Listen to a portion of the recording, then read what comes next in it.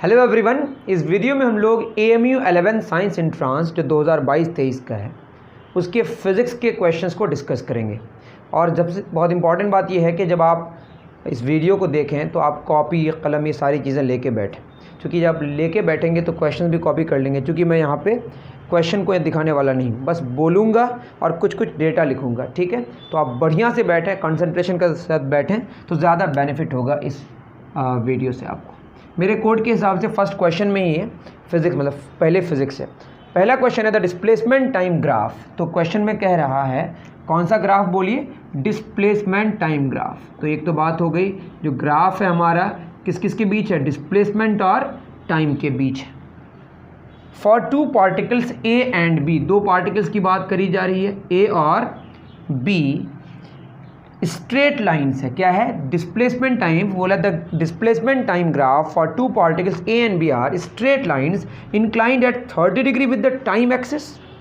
मतलब ये कहा जा रहा है कि ये दिया हुआ नहीं इस तरीके से, ये मैं बना रहा हूँ। टाइम और किसके बीच का ग्राफ है बताइए, डिस्प्लेसमेंट के बीच।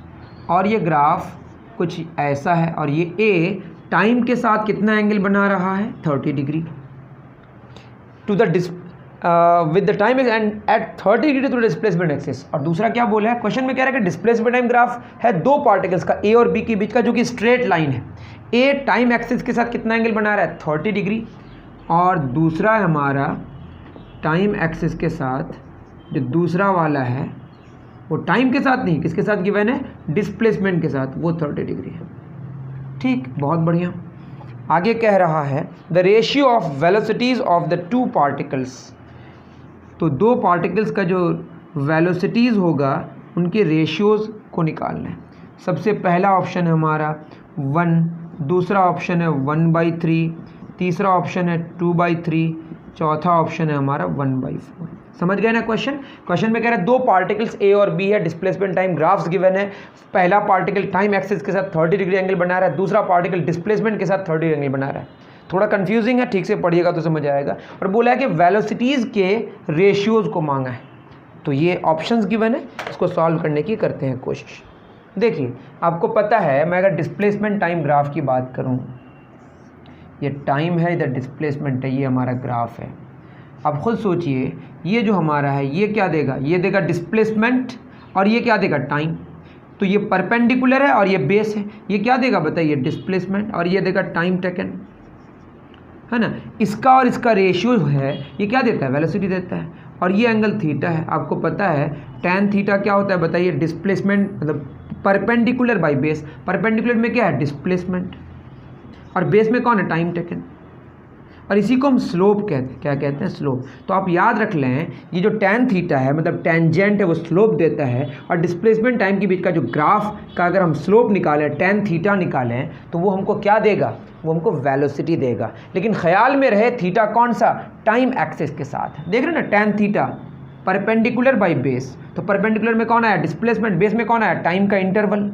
तो डिस्प्लेसमेंट बटे टाइम का इंटरवल क्या दिया हमको, tan थीटा, और tan थीटा ही स्लोप है। तो डिस्प्लेसमेंट टाइम के बीच का ग्राफ का जो tan थीटा है, जहाँ पे थीटा टाइम एक्सिस के साथ, ठीक है, वो हमको क्या देगा, वेलोसिटी। तो पहले वाला का वेलोसिटी क्या हो जाएगा, तो निकल जाएगा।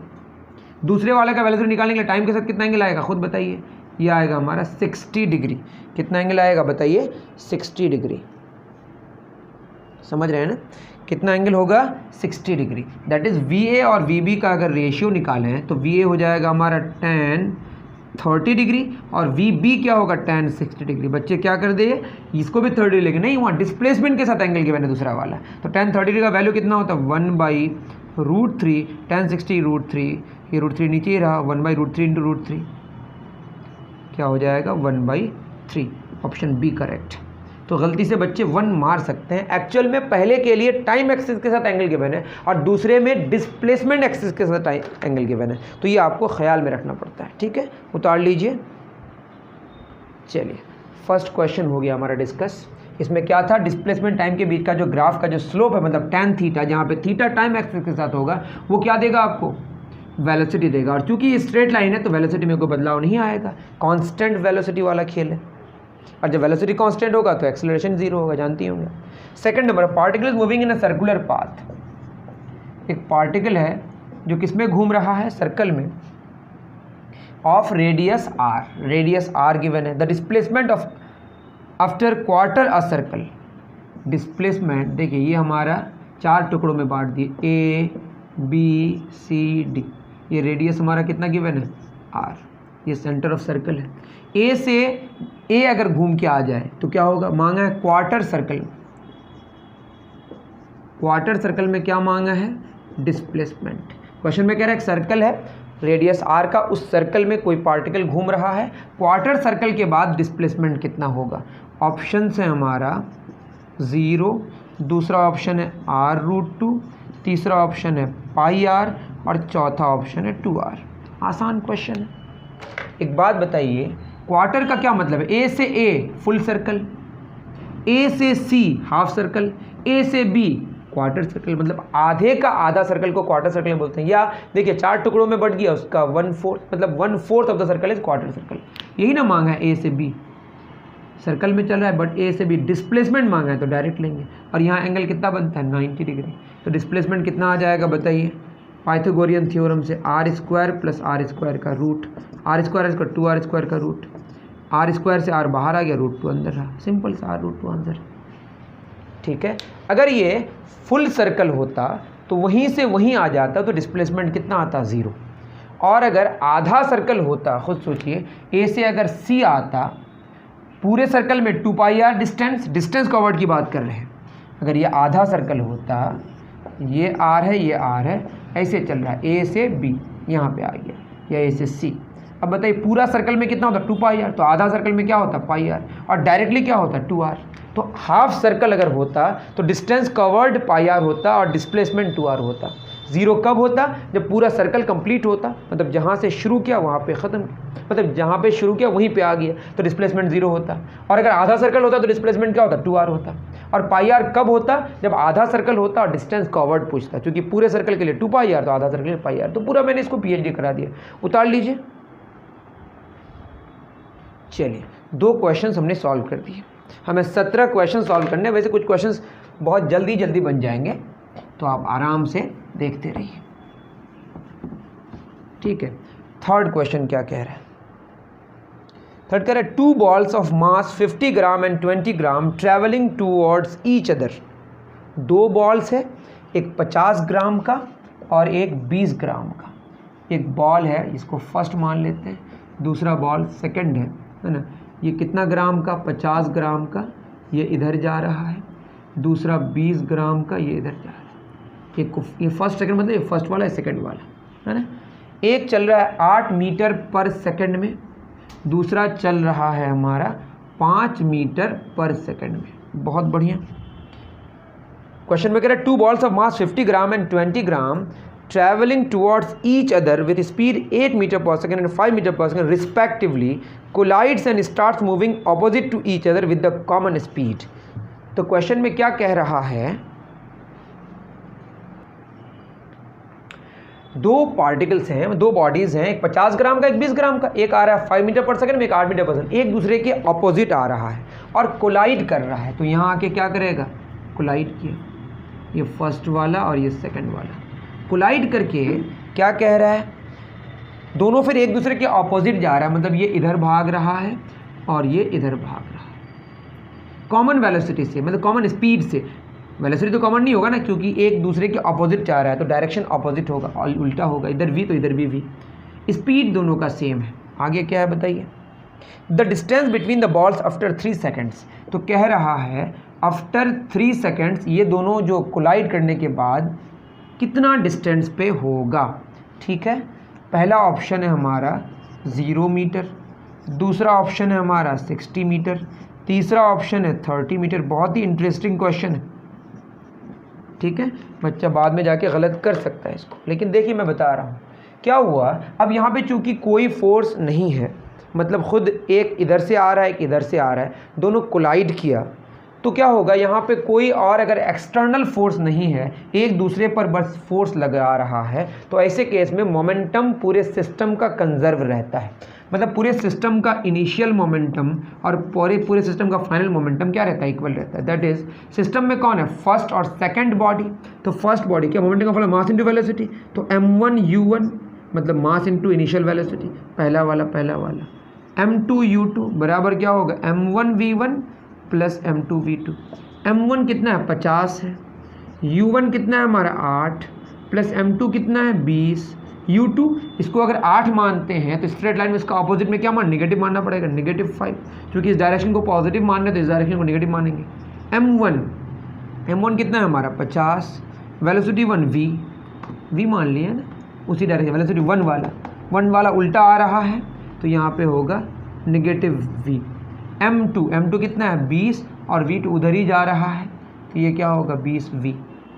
ठीक है, ये 8 बचा 400 माइनस 5 100 बराबर क्या होगा 20v माइनस 50v, तो ये हो जाएगा -30v, -30v।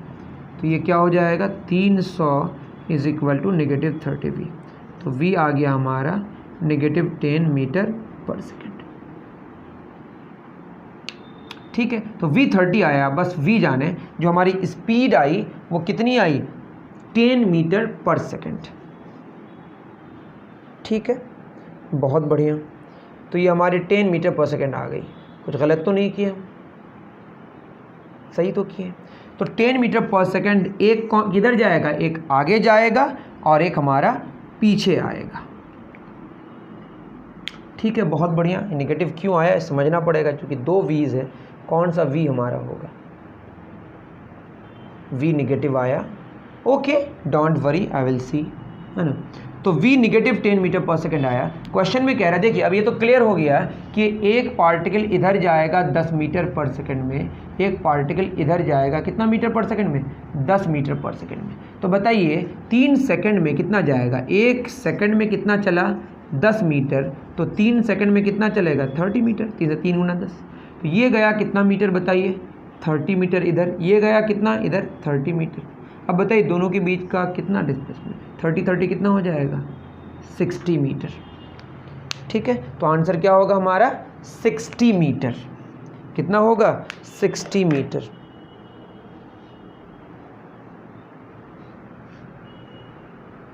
बिल्कुल सही है, ये 10 मीटर पर सेकेंड आया और यहाँ पे हमने क्या कर दिया, इससे पता चला कि ये भी 10 मीटर पर सेकेंड में जा रहा है और ये भी 10 मीटर पर सेकेंड में जा रहा है, इसमें कोई शक की बात नहीं है। तो ये 1 सेकंड में 10 मीटर जा रहा है, तो 3 सेकंड में 30 मीटर, ये 3 सेकंड में 30 कितना हो गया 60 मीटर। दोनों के बीच का डिस्टेंस आफ्टर 3 सेकंड्स कितना हो गया 60 मीटर हो गया।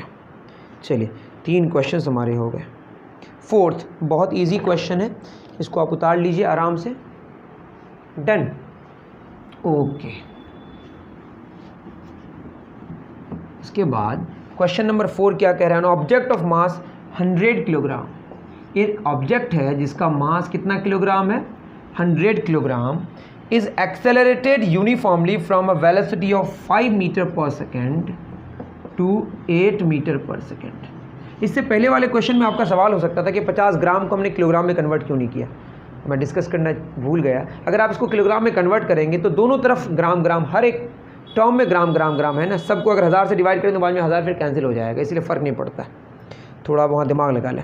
ठीक है, तो 5 मीटर पर सेकंड से कितना मीटर पर सेकंड बताइए 8 मीटर पर सेकंड। इन 6 सेकंड्स टाइम कितना लगा 6 सेकंड्स, मतलब 100 किलोग्राम का ऑब्जेक्ट का वेलोसिटी 5 मीटर पर सेकंड से 8 मीटर पर सेकंड होने के लिए 6 सेकंड्स लगा। Magnitude of force exerted on the object F मांगा है।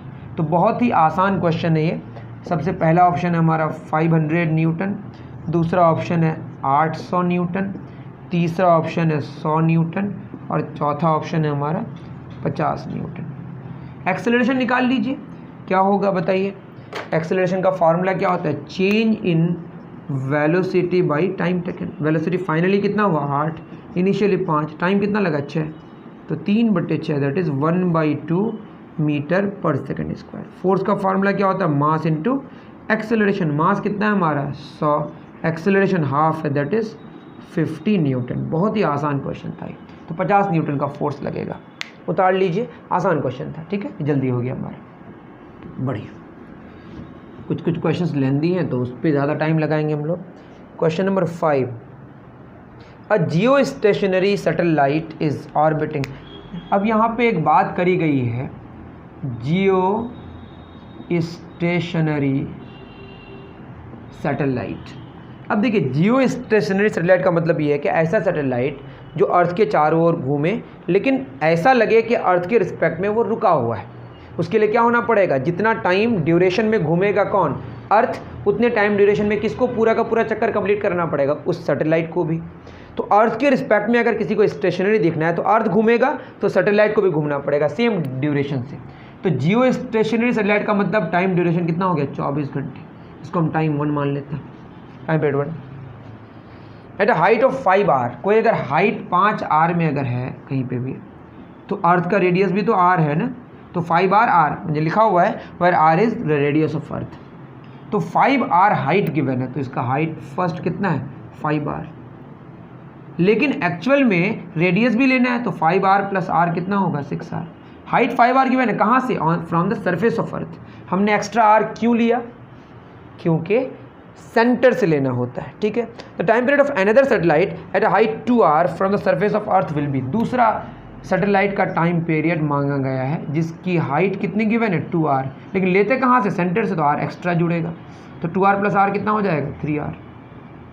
एक जियो स्टेशनरी सैटेलाइट है जिसकी वजह से टाइम का ड्यूरेशन, जो टाइम का पीरियड है पूरा चक्कर कंप्लीट करने के लिए 24 घंटा है। क्यों, क्योंकि जियो स्टेशनरी सैटेलाइट है। तो जब जियो स्टेशनरी सैटेलाइट हो तो टाइम पीरियड 24 आवर्स याद रख लें। और हाइट सरफेस से गिवन है इसलिए एक्स्ट्रा आर जोड़ा। दूसरा सैटेलाइट का मांगा है जिसका हाइट 2 आर गिवन है, तो आर एक्स्ट्रा क्यों जोड़े आपको बता दिए।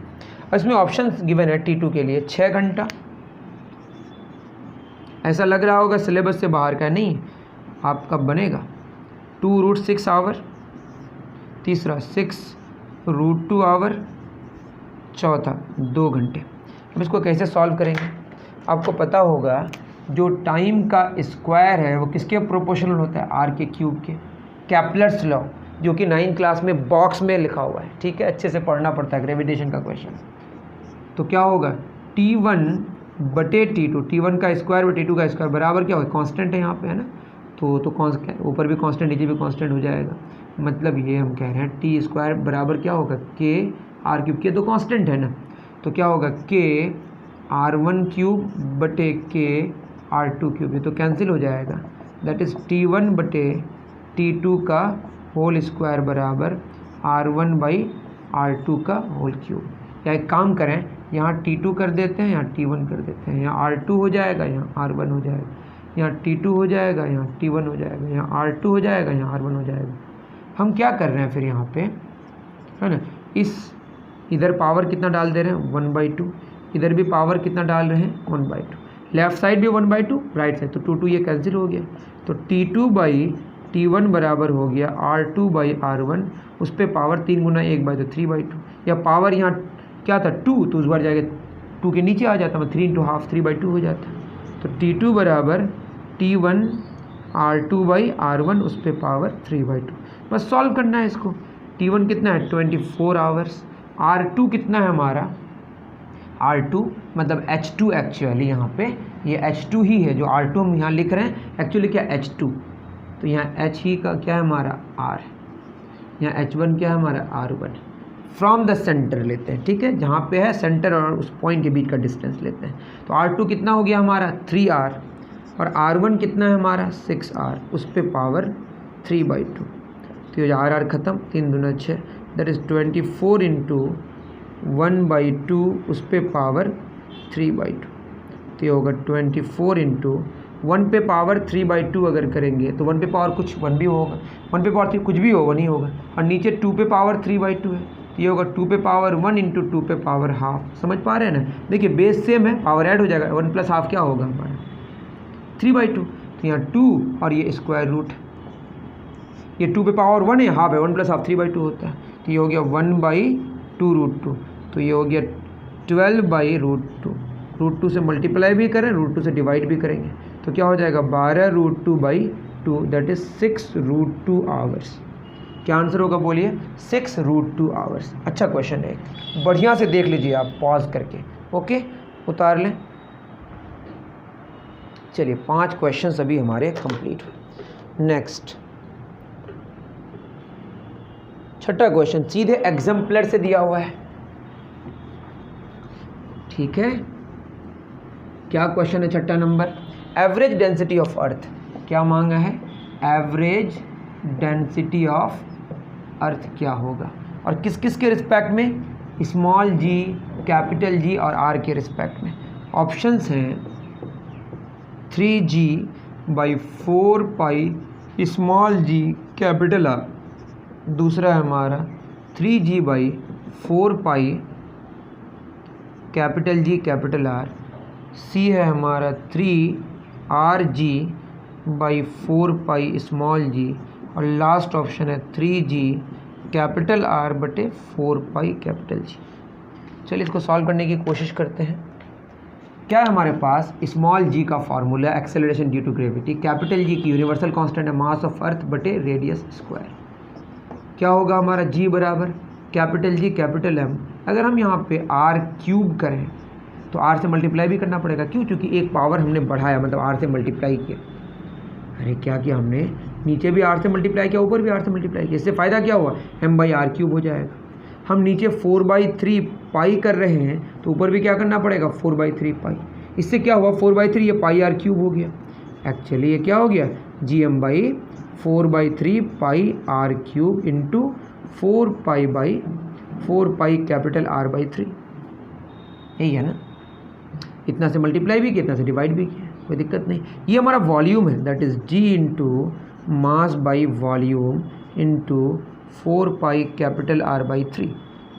तो क्या हो जाएगा, स्मॉल g बराबर capital G, mass by volume क्या होता है, डेंसिटी, तो ये हमारा डेंसिटी है, इंटू 4 ये 3 डिवाइडेड है, इधर मल्टीप्लाई कर दे रहे हैं, तो 3g बटे 4 नीचे आ गया, कैपिटल जी नीचे आ गया, कैपिटल आर नीचे आ गया, बराबर क्या हो गया, डेंसिटी। तो डेंसिटी का फॉर्मूला क्या आ गया, 3g/4 capital G capital are, ये वाला ऑप्शन बी करेक्ट। उतार लीजिए, आसान क्वेश्चन था, ठीक है। चलिए क्वेश्चन नंबर 6 हो गया, नेक्स्ट क्वेश्चन की तरफ चलते हैं। क्वेश्चन नंबर 7 क्या कह रहा है, question number 7, the difference in final and initial kinetic energies. Question में कह रहा है काइनेटिक एनर्जी फाइनल और काइनेटिक एनर्जी इनिशियल का जो डिफरेंस है वो क्या होगा, of a particle of mass 20 gram in travelling a distance of 120 metre with a constant acceleration of 4.1 metre per second square. सबसे पहला ऑप्शन है 4.92 जूल, दूसरा ऑप्शन है 0 जूल, तीसरा ऑप्शन है हमारा 19.62 जूल, चौथा ऑप्शन है 9.84 जूल। चलिए बहुत बढ़िया, देखते हैं सवाल को अच्छे से। हमें पता है v स्क्वायर, कुछ प्रॉब्लम हो रहा है इंक में, है ना, थोड़ा ज़्यादा ही भर दिए। v square minus u square is equal to 2as, पता है आपको। अगर हम इसमें क्या करें, हाफ m से लेफ़्ट साइड भी मल्टीप्लाई करें और हाफ m से राइट साइड भी मल्टीप्लाई, कोई फ़र्क नहीं पड़ेगा, ये इक्वेशन ऑफ मोशन है यूनिफॉर्म एक्सेलरेशन के लिए। तो हमारा क्या हो जाएगा, ये होगा half m v square minus half m u square, 2 ख़त्म, ये हो जाएगा MAS। ये क्या हमारा काइनेटिक एनर्जी, फाइनल वेलोसिटी है तो काइनेटिक एनर्जी फाइनल, ये kinetic energy initial, you initial velocity है। मास है कितना हमारा 20 ग्राम, तो 20/1000 किलोग्राम हो जाएगा।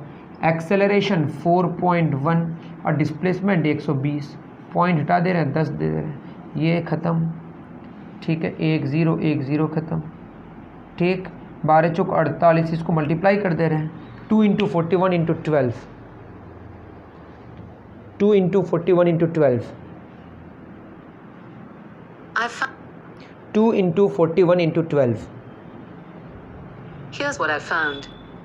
Okay. Two multiplied by 41 multiplied by 12. It's 9,600.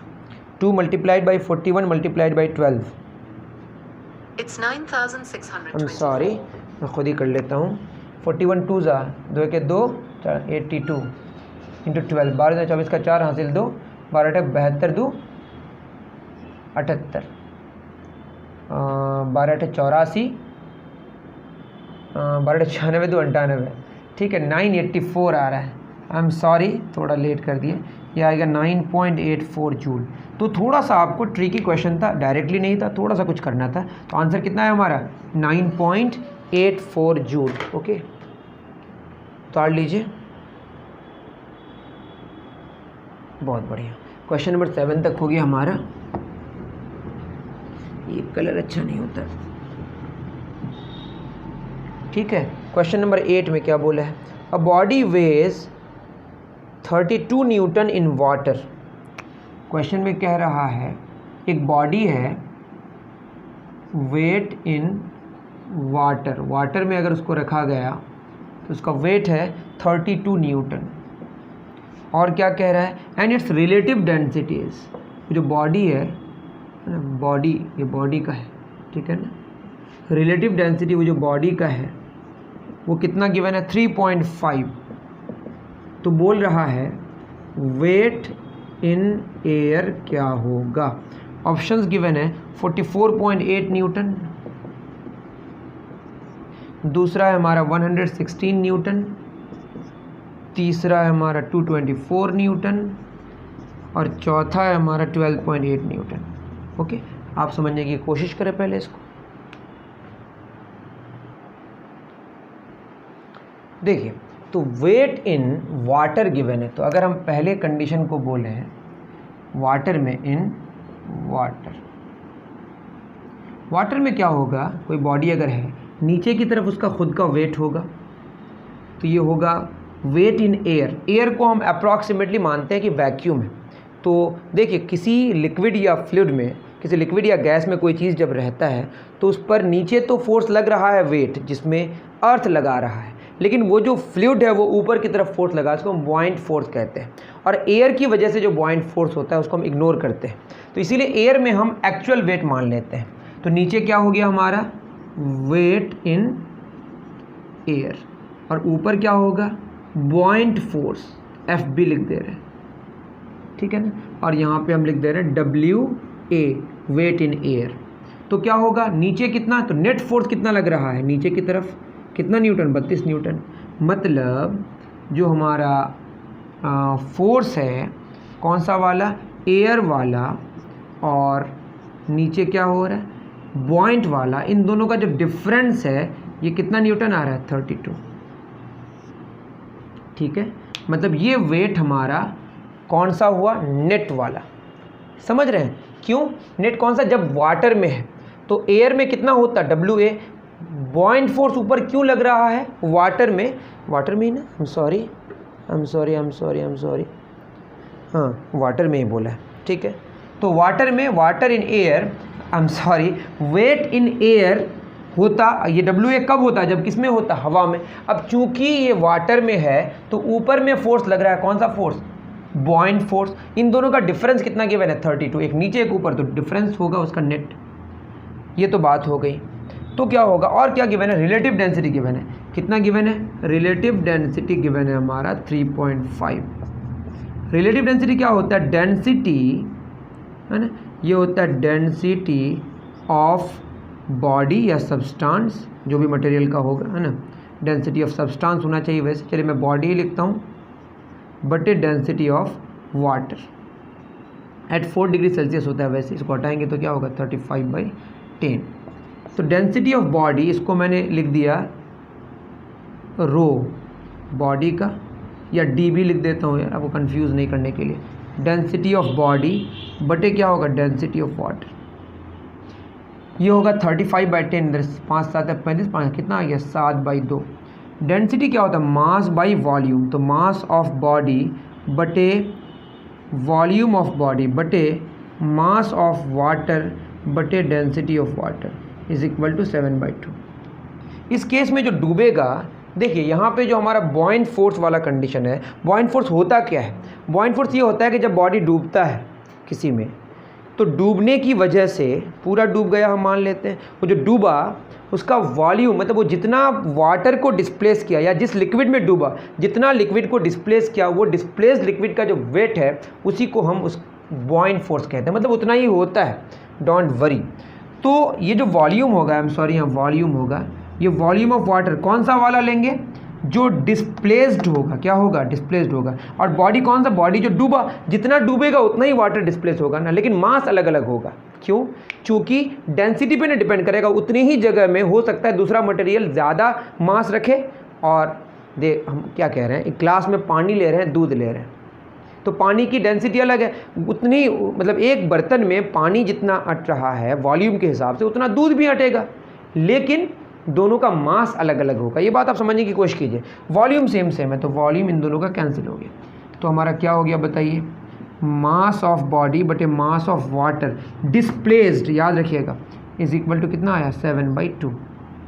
तो कितना हो जाएगा, यहाँ पे अगर हम जी से गुना करें तो ये भी जी से गुना हो जाएगा, तो ऊपर होगा हमारा, ये हो गया क्या, ये हो गया हमारा वेट ऑफ बॉडी, अरे M B into G, mass into acceleration into weight, कहाँ पे, एयर में, और ये क्या है हमारा बॉइंट फोर्स ही तो है, ये actually weight of the water displaced है, इज इक्वल टू 7/2।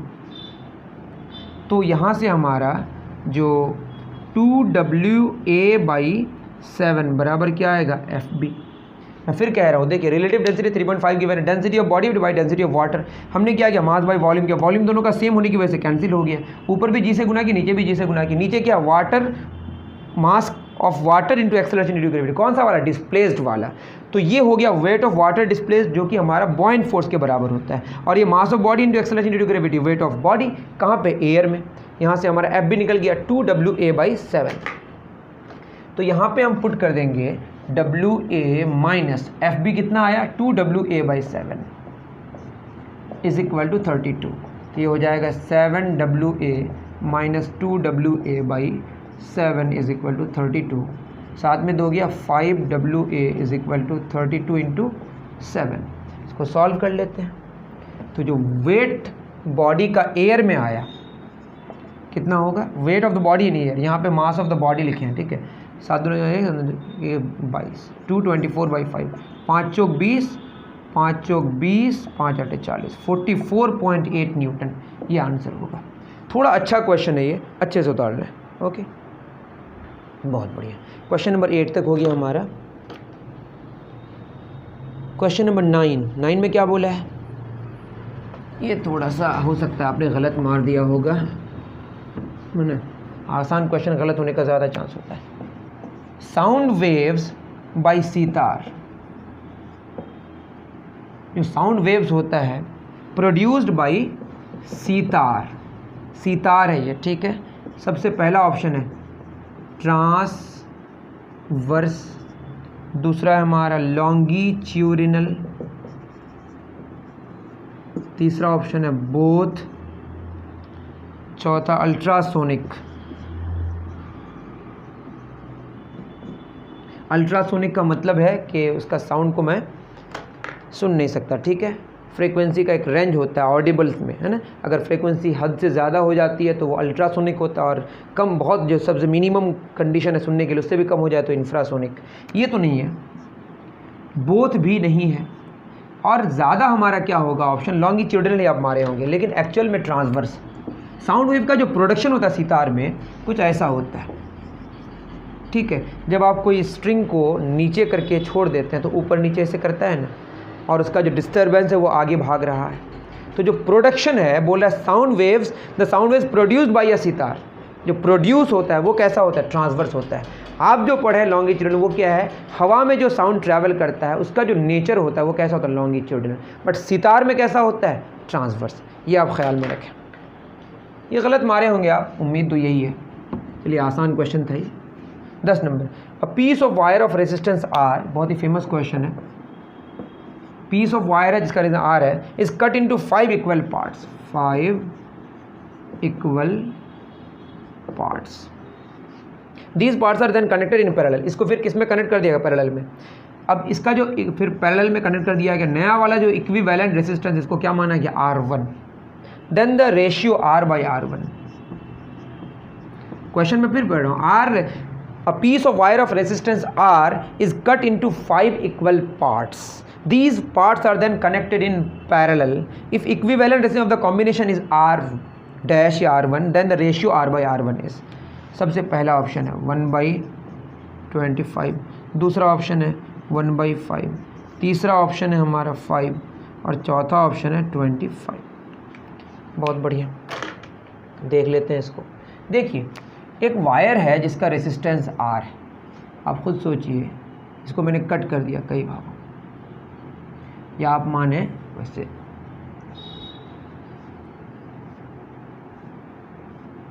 इसको 5 भागों में बांट दिए, बस इतना दिखा रहा है, एक्चुअली 5 टुकड़ों में बटा वायर है, कुछ रेसिस्टेंस वाला वायर है।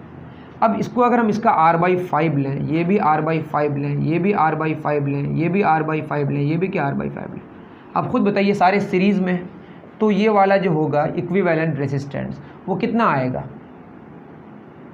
जो इक्विवेलेंट रेसिस्टेंस R इक्विवेलेंट, इस केस में सीरीज़ मान लेते हैं इसको, तो R/5 बस जुड़ जाएगा, R/5 R/5 R/5 R/5 R/5, है ना, सब मिलके क्या हो जाएगा 5R/5, मतलब R, जो R ऑलरेडी था हमारा, तो ये सीरीज़ में था ऑलरेडी। आप यूँ समझें कि R रेसिस्टेंस का अगर वायर है, उसके 5 टुकड़े किए तो R/5 करके कितनी बार है, 5 बार, और ये सारे किस में है, सीरीज़ में। अब इनको सबको हटा के हमने क्या कर दिया, पैरेलल में कर दिया। अब बोलिए कि सर यहाँ तो अब इतना पूरा वायर नहीं ले रहे, ये पूरे का रेसिस्टेंस बस यहाँ बना रहे हैं। ये क्या है हमारा R/5, ये क्या है हमारा R/5, ये क्या है हमारा R/5, ये क्या है R/5, ये भी क्या है R/5, ये सबको किस में लगा दिए, पैरेलल में। तो पहले सीरीज़ में R था, टोटल रेसिस्टेंस R था, उसके 5 टुकड़े किए तो एक एक टुकड़ा का रेसिस्टेंस कितना R/5, और इस सबको किस में लगा दिया, पैरेलल में। अब जो हमारा इक्विवेलेंट रेसिस्टेंस आएगा, ये R है, तो इसको हम R डैश मान लिए 1/R1, ये क्या होगा 1/R/5, 1/R/5, 1/R/5 plus 1/R/5 plus 1/, थोड़ा नीचे चला गया, अभी एक लाइन में लिखें, ये 5 सबका ऊपर चला जाएगा, 5/R plus 5/R plus 5/R plus 5/R plus 5/R, कितना हो जाएगा 5 5 5 5 25/R, मतलब ये तो 1/R डैश आया, तो R डैश कितना होगा R/25। तो आप याद रख सकते हैं कि ये सारे पैरेलल में है, तो R/5 है और 5 से डिवाइड कर दीजिए, तो R/5 कितना हो जाएगा, डायरेक्टली भी कर सकते थे हम लोग, क्या कर सकते थे, R1 बराबर R/5 था, उसको 5 से डिवाइड कर दीजिए, कितना हो जाएगा R/25। तो सीरीज़ में क्या होता है, 5 गुना हो जाता है, और 5 रेसिस्टर्स हैं और सारे के सारे आइडेंटिकल है, तो 5 गुना हो जाएगा, यहाँ क्या हो जाएगा 5 से डिवाइड हो जाएगा, तो R/5 R/25 हो गया। तो पहले R था, बाद में क्या होगा R/25। अब रेशियो मांगा है तो क्या हो जाएगा, पहले होगा R, बाद में R/25, 25 ऊपर चला गया, R कैंसिल हो गया, तो आंसर होगा 25, तो ऑप्शन डी करेक्ट। ठीक है, उतार लीजिए। वैसे ये बहुत फेमस क्वेश्चन है, आप जानते ही होंगे। क्वेश्चन नंबर 11, ये और आसान क्वेश्चन आ गया फिर हमारे इसमें। 11 में क्या कह रहा है, ये कह रहा है if an electric iron of 1000 watt, electric iron है जिसका पावर 1000 वाट है, 30 मिनट्स एवरी डे इस्तेमाल हो रहा है, तो कह रहा है power consumption, sorry electric energy consumed in the month of April, अप्रैल में कितना एनर्जी कंज्यूम होगा। सबसे पहला ऑप्शन है 12 किलोवाट आवर, दूसरा ऑप्शन हमारा 15 किलोवाट आवर, तीसरा ऑप्शन है हमारा 18 किलोवाट आवर, और चौथा ऑप्शन है 16 किलोवाट आवर। ठीक है, बहुत बढ़िया, क्या इसमें बना लेंगे। अब बताइए अप्रैल में 30 दिन होते हैं, एनर्जी का फार्मूला क्या होता है, पावर गुना टाइम, है ना। पावर कितना गिवन है हमारा भाई, पावर गिवन है हमारा 1000 वाट, तो 1000 वाट है, इसको अगर हम 1000 से भाग देंगे तो 1 किलोवाट आ जाएगा, या खुद समझे 1000 वाट में 1 किलोवाट होता है, गुना टाइम कितना है 30 मिनट, तो 30 मिनट इसको 60 से भाग देंगे तो घंटा में निकल जाएगा, और इसको कितना से गुना करेंगे, क्योंकि अप्रैल का मंथ है तो 30 दिन से गुना कर दिए, जितना आएगा उसको 30 से गुना कर दिए, ये तो 1 हो गया, ये 32 + 60 हो गया, 2 15 30 हो गया, तो 15 किलोवाट आवर हो गया। वैसे एक दिन में कितना होगा, हाफ किलोवाट आवर, 30 दिन में 15 हो गया, तो 15 किलोवाट आवर आंसर होगा। बहुत इजी क्वेश्चन था। 12 नंबर एक डायरेक्ट क्वेश्चन है, वैसे डिस्कशन करने को बहुत कुछ है लेकिन तब भी नहीं करेंगे। 12 वाला magnetic field inside a long straight solenoid, magnetic field inside long straight solenoid. यहाँ लॉन्ग का मतलब इन्फिनाइट लेंथ का। अब इन्फिनाइट लेंथ का क्या मतलब है, जैसे ये सोलेनॉइड होता है ना, इसका जो रेडियस होगा और ये जो लेंथ होगा, लेंथ रेडियस से कुछ बहुत ज़्यादा होगा। ऐसे केस में हम इसको बोलते हैं लॉन्ग। लॉन्ग मतलब रेडियस की तुलना में लेंथ बहुत ज़्यादा है। ऐसा नहीं कि इन्फिनाइट लेंथ का है, पर रेडियस की तुलना में हम इन्फिनाइट मान सकते हैं। अंदर में क्या होता है, सबसे पहले लिखा है ज़ीरो, अंदर में ज़ीरो नहीं होता है, ज़ीरो बाहर होता है, तो ये गलत हो गया। B, decreases as we move towards ascent, decreases, तो ये भी गलत हो गया। क्यों? चूँकि ये सेम रहता है तो ये भी गलत हो जाएगा। अंदर में सेम रहता है, is same at all points, is same at all points. Decreases बोला, decreases as we move towards its end, as we move towards its end, मतलब ये एंड की तरफ जाने से घटता है, लेकिन ऐसा नहीं होता, ये सही है।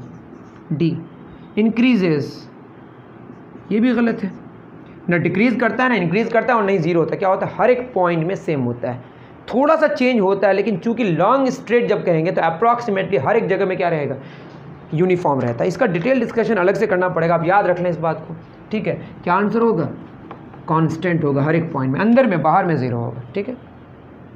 13 नंबर, 13 ओके। 13 में क्या बोला, an induced EMF is produced, induced EMF, EMF क्या होता है, इलेक्ट्रोमोटिव फोर्स, इंड्यूस्ड ईएमएफ है लिखा हुआ, ठीक है। Is produced when a magnet is plugged into a coil. Coil में अगर मैग्नेट को हम लेके आते हैं तो रिलेटिव चेंज इन द, मतलब आप जान लें इस बात को कि हमारे पास एक कॉइल है, अगर मैग्नेट को हम लेके आते हैं उसके नज़दीक तो उसमें ईएमएफ जनरेट होता है। ईएमएफ क्या होता है, इलेक्ट्रोमोटिव फोर्स, जो कि एक्चुअल में पोटेंशियल डिफरेंस है सेल का जब ओपन सर्किट में होता है। मतलब सेल सोर्स है किसका, इलेक्ट्रोमोटिव फोर्स का, ठीक है, उसी में इलेक्ट्रोमोटिव फोर्स होता है। मतलब उसी की वजह से सेल होगा तभी तो आपका वायर में करंट दौड़ेगा। लेकिन होता क्या है, अगर कॉइल में कोई भी क्या नहीं है, सेल नहीं लगा हुआ है और नज़दीक में आप मैग्नेट लेके आ रहे हैं, तो मैग्नेटिक फील्ड के चेंज होने की वजह से उसमें करंट फ्लो करता है, और करंट फ्लो करने की वजह जो हुई वो क्या हुई, मैग्नेट को लेके आना। तो उसमें जो इलेक्ट्रोमोटिव फोर्स होता है उसी को बोलते हैं इंड्यूस्ड इलेक्ट्रोमोटिव फोर्स। यहाँ पे दूसरे की वजह से चीज़ें हुई, डायरेक्टली हम सेल नहीं लगा रहे हैं। An induced EMF is produced when a magnet is plugged into a coil. The magnitude of induced EMF does not depend.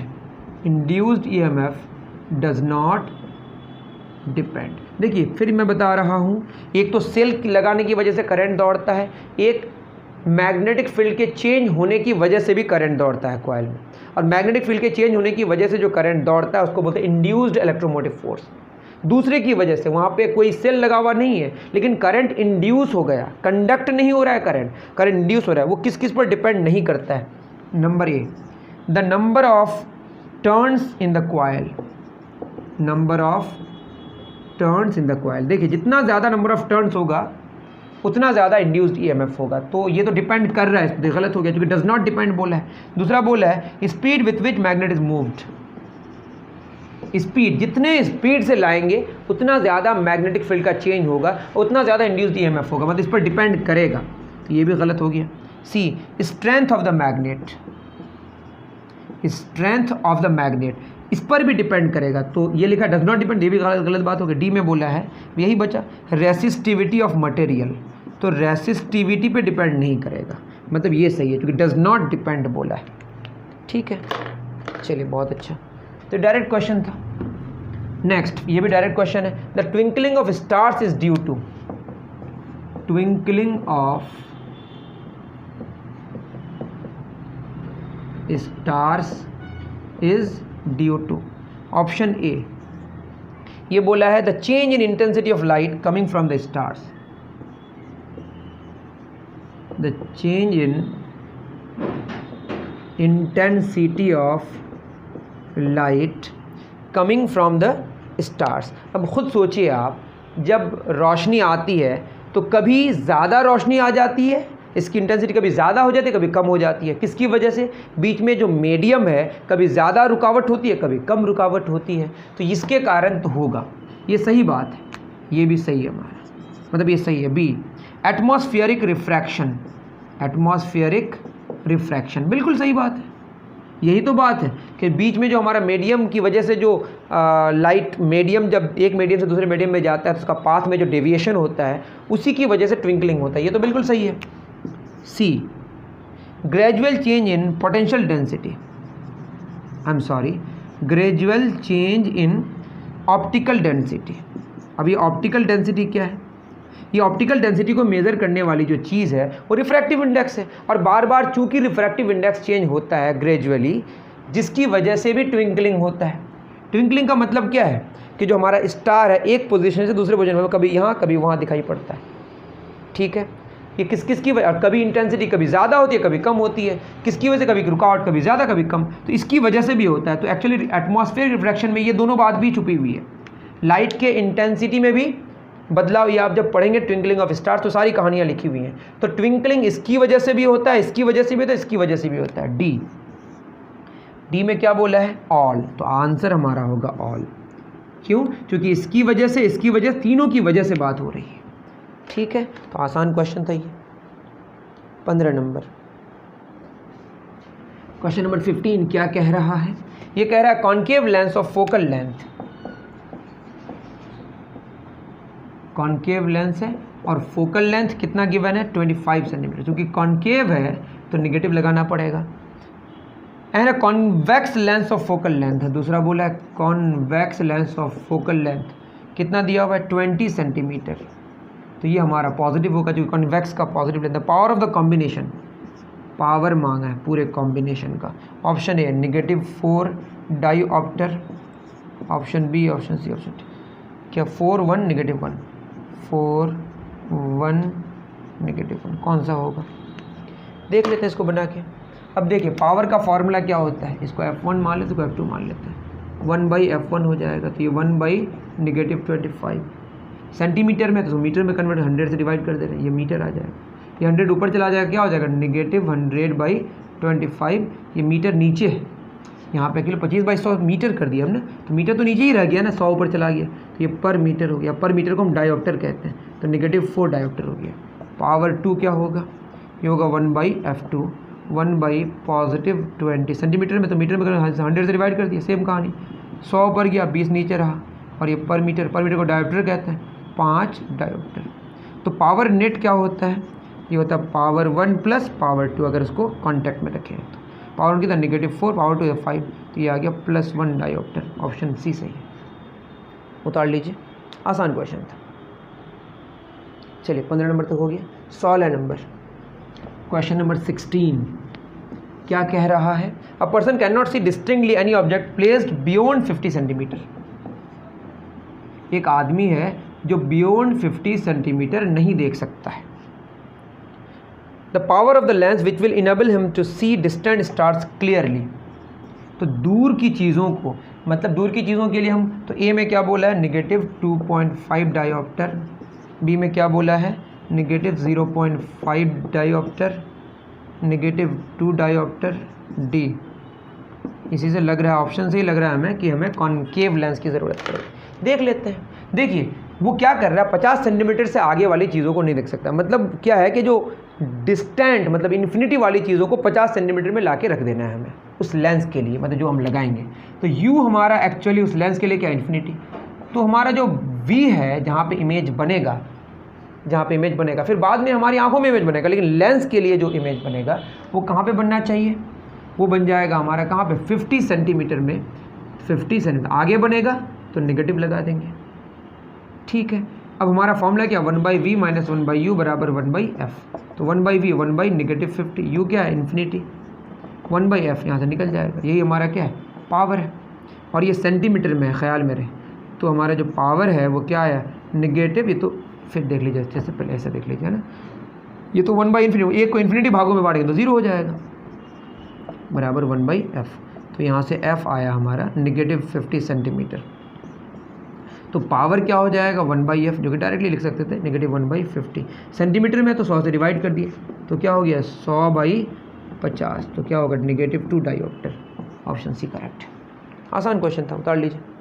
तो इससे पता चला कि दूर की चीज़ों को अगर हम देख नहीं सकते तो हमें कॉन्केव लेंस की ज़रूरत पड़ती है, और पावर कितना 2 डायोप्टर। नेगेटिव क्यों है? क्योंकि कॉन्केव लेंस। चलिए बहुत बढ़िया। 17 number, wind power of wind mill. जो विंड पावर है वो किसके प्रोपोर्शनल होता है? ऑप्शन है, याद रख लीजिएगा, विंड पावर डायरेक्टली प्रोपोर्शनल होता है स्पीड के क्यूब का। Wind power is directly proportional speed का क्यूब। पहला ऑप्शन है हमारा directly proportional to radius of the blades, तो ये गलत हो गया। दूसरा directly proportional to the wind speed, wind speed के डायरेक्टली, ये भी गलत हो गया क्योंकि ऑप्शन में क्या क्यूब होना चाहिए। Directly proportional to the cube of the, ये सही है, विंड स्पीड का क्यूब का डायरेक्टली प्रोपोर्शनल है, तो ये सही है। जिसमें लास्ट में बोला विंड स्पीड के स्क्वायर के, ये भी गलत है। तो कौन सा सही होगा? विंड स्पीड के क्यूब का। तो ये थोड़ा आउट ऑफ सिलेबस क्वेश्चन था जहाँ तक मुझे लग रहा है। तो ये सारे डिस्कशंस थे, उम्मीद कर रहा हूँ कि आप बहुत अच्छे से समझ पाए होंगे। मिलते हैं फिर नेक्स्ट वीडियो में। Thank you very much.